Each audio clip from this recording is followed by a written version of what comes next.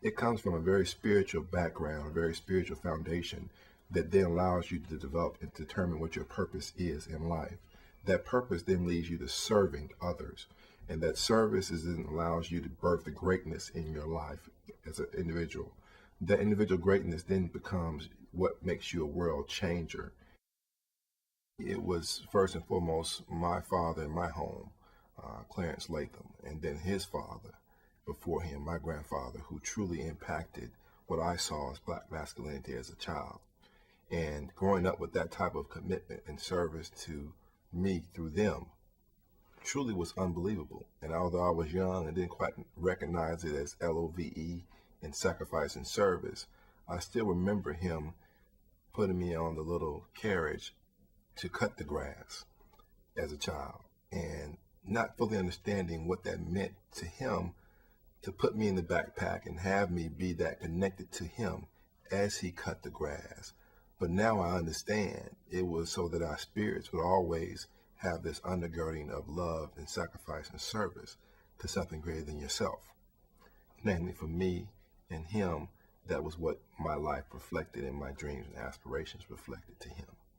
And so I'm very, very appreciative of his legacy in that way to me.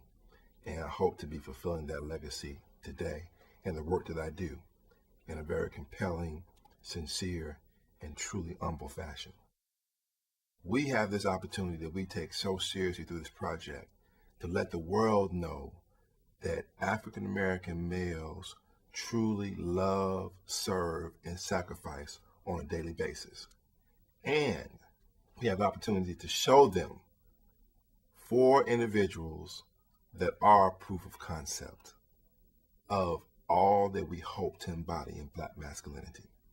These 4 young men represent the very best the world has to offer in any form, shape, or fashion. So for us to be able to recast that, re-image that, reconstruct what Black masculinity is, to change the world through their lives and those that they mentor and aspire today, then if we do that, we have done our job. And for that opportunity, I'm very, very grateful. As Associate Director of the Honors Program at Tennessee State, it's been imperative to me to incorporate that particular paradigm of Black masculinity into the students, particularly, obviously, the male students within the program, so they become really precursors of what we want the world to see of masculinity, not the campus, not the Nashville community alone, but for the world to see.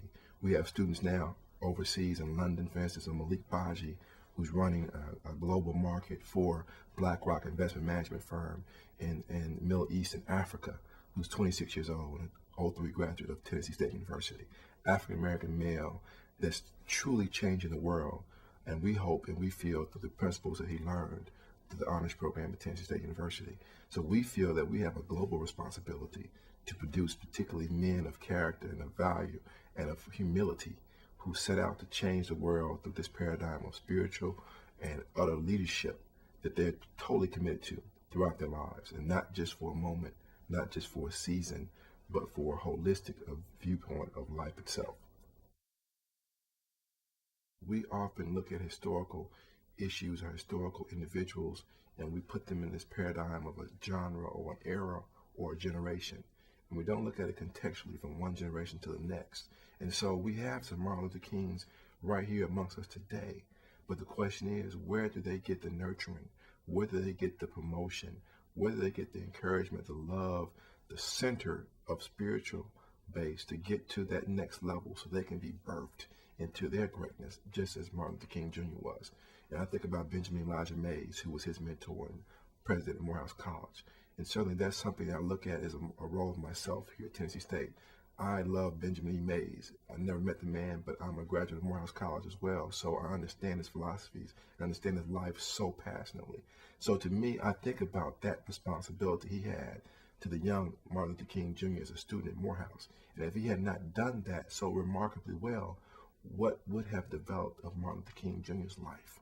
And so I hold that as a high responsibility to myself here at Tennessee State University to make sure that I walk in those footprints of Benjamin Elijah Mays, to make sure that I'm doing something that he would be proud of. And hopefully doing those footsteps, I can literally produce the Martin Luther King Jr. of this generation.